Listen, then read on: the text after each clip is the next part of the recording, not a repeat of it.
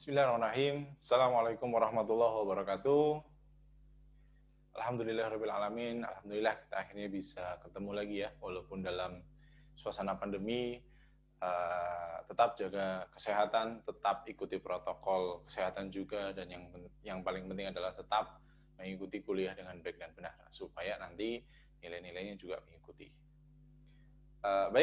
Untuk kesempatan kali ini, saya akan mencoba meneruskan lagi ya materi yang sudah pernah kita bicarakan di LMS sebelumnya, yaitu mengenai ruang vektor.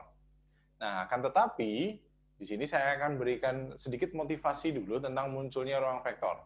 Jadi kalau misalkan kalian masih berpikiran ruang vektor itu apakah sama dengan vektor, nah, mulai sekarang kita ubah ya mindset-nya ya, bahwa ruang vektor itu tidak sama dengan vektor. Tetapi salah satu bisa merupakan yang lainnya. Ya, jadi tidak sama. Nah, oke, saya akan mulai dengan ruang vektor dulu ya. Oh, sorry, mohon maaf. Jadi saya akan mulai dengan bagaimana cara memunculkan ruang vektor. Yang pertama, awalnya itu kita sudah punya yang namanya vektor dulu ya.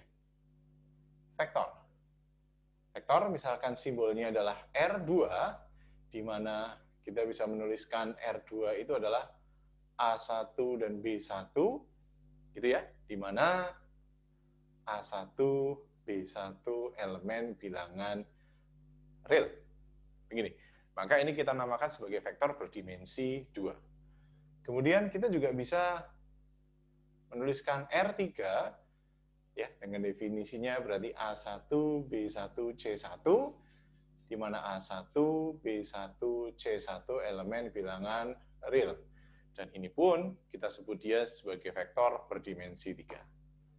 Nah, yang jelas, ketika kita sudah mendefinisikan sebuah seperti ini, maka yang kita sudah punya adalah otomatis keduanya ini adalah suatu himpunan.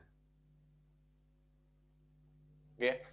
Jadi dua hal ini adalah suatu himpunan, di mana himpunan itu adalah sekumpulan objek yang memiliki kesamaan sifat, ya, di mana sifatnya bentuknya seperti ini. Kalau kita mau cek, misalkan saya tuliskan di sini ya, contohnya, ya, oke.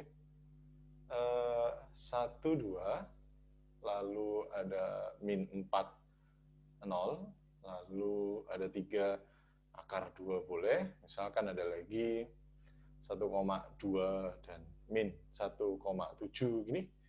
Ini berarti termasuk dari mana? R2 atau R3?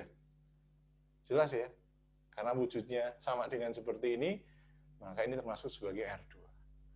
Jadi otomatis kita punya himpunan, di mana himpunan ini isinya adalah elemen-elemen. Nah, kemudian, ini adalah cara berpikir aljabar.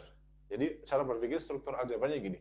Ketika kita sudah punya himpunan, seperti ini, lantas apa yang akan kita lakukan? Apakah cukup dengan seperti ini kemudian kita bisa bangga, wah kita udah punya himpunan nih? Kan tidak. Jadi kita setelah punya seperti ini, mau ngapain nih selanjutnya? Nah, itu yang harus kita pikirkan. Bagi pemikiran struktur aljabar, atau kita ngomong di sini berarti aljabar linier, sebenarnya hampir sama ya dengan struktur aljabar. Bagaimana kalau kita adakan aksi? Jadi gini, antara ini sama ini digabungin jadinya apa gitu. Antara ini sama ini digabungin jadinya apa? Kita lakukan aksi yuk. Bisa nggak sih kita melakukan aksi, suatu aksi di antara anggota-anggota dari suatu himpunan? Ya, bisa nggak kita melakukan suatu interaksi deh, biar mereka itu ketemu jadinya apa? Ketemu jadinya apa? Nah, caranya seperti apa? Caranya kalau kita membuat aksi seperti itu, caranya adalah bentuk suatu operasi. Oke.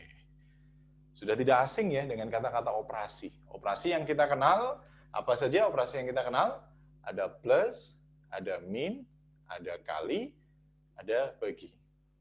Tapi ingat, ini adalah operasi yang ada di bilangan. Ingat ya, ini di bilangan real. Saya tuliskan bilangan real. Tapi kalau misalkan di vektor seperti apa? Apakah sama operasinya? No. Karena bentuknya beda, maka operasinya juga harusnya beda dong. Iya kan? Kalau saya punya 1 tambah 2 sama A1, 1, 2 ditambah 3, 4, apakah dia hasilnya sama? Hasilnya sama? Enggak, karena bentuknya juga berbeda. Nah, otomatis kita harus menentukan dulu yang namanya operasi vektor. Apa?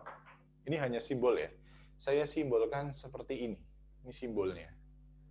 Simbolnya seperti ini. Definisinya seperti apa? Definisi.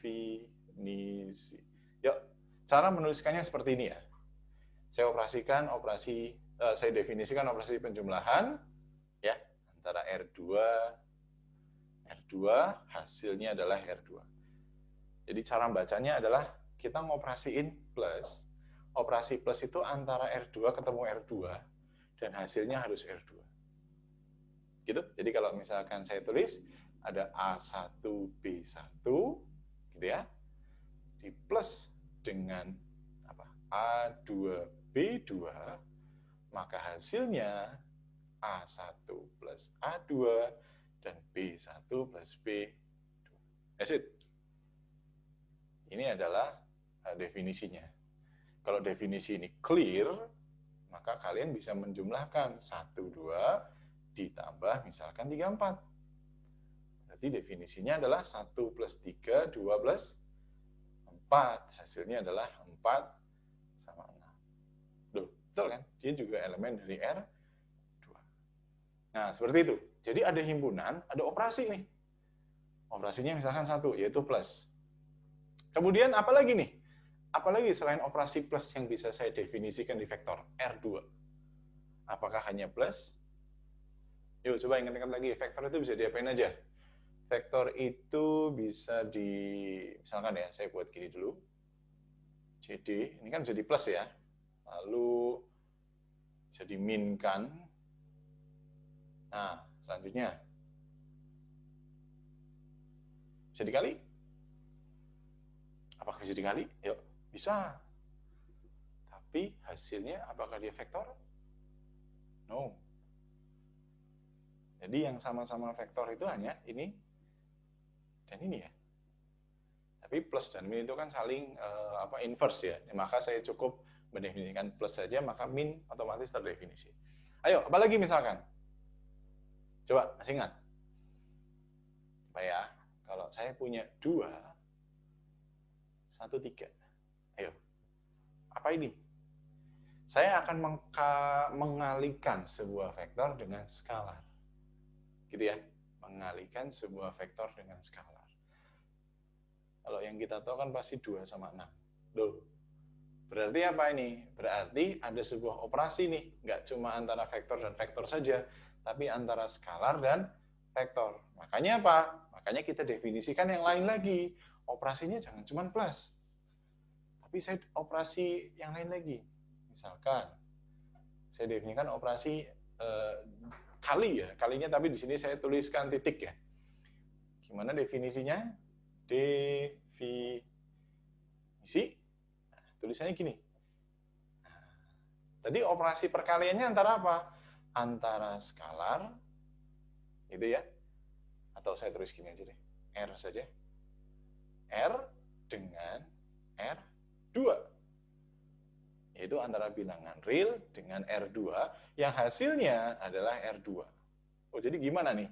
Jadi ada alfa ketemu dengan A1, B1, hasilnya adalah alfa A1 dan alfa B1. Nah, jadi seperti itu. Jadi kasus vektor ini sangat unik ya, sangat unik. Karena saya bisa ada sebuah himpunan, operasinya ada plus, ada juga yang dikalikan dengan himpunan lain. Dalam arti ini berarti skalar. Berarti apa nih? Kalau misalkan saya mau buat simpulannya nih, berarti ada sebuah himpunan, saya sebut sini R2, ya, dengan operasi plus, lalu ada operasi skalar, oke ya, dan yang pasti dia akan memenuhi banyak banget aksioma atau banyak banget sifatnya. Contoh, ya saya akan tuliskan di sini. Saya contohkan dulu. Kalau saya punya AB ditambah CD, berarti saya punya A plus C, B plus D. Satu contohnya. Oke, ini baru satu sifatnya. Dan yang kedua, misalkan ada A, B, tambah C, D, masih cukup ya? Oke, ditambah dengan E, F. Nah, perhatikan di sini. Saya tutup di sini, saya tutup di sini. Ya, dia akan sama dengan apa aja? AB plus CD, kemudian ditambah dengan EF. Dan ternyata masih banyak lagi. Ada 3, 4, 5, sampai 1. Nah, begitu.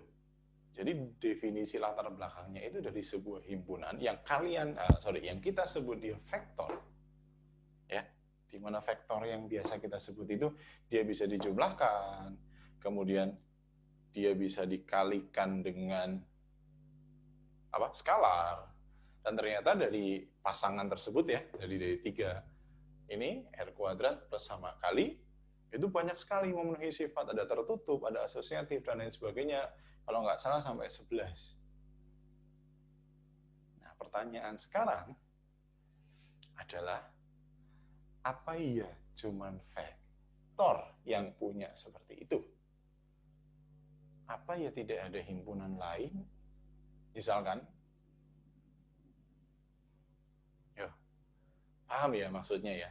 Apakah saya tidak bisa membuat himpunan lain yang sifatnya, strukturnya itu mirip dengan vektor? Gitu. Jadi pertanyaannya adalah seperti itu. Apakah saya tidak bisa membuat himpunan lain, operasi lain yang strukturnya mirip dengan vektor? Jelas, jawabannya adalah bisa. Nah, jadi karena bisa itu, maka kita sebut apa nih? Kita sebut apa? Struktur yang seperti ini, struktur yang mirip seperti ini.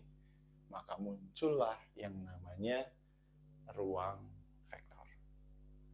Nah, jadi itulah landasan kenapa ruang vektor muncul dan bagaimana hal itu terjadi. Jadi motivasinya seperti itu. Oke, untuk selanjutnya saya akan coba definisikan mengenai definisi ruang vektor. Terima kasih.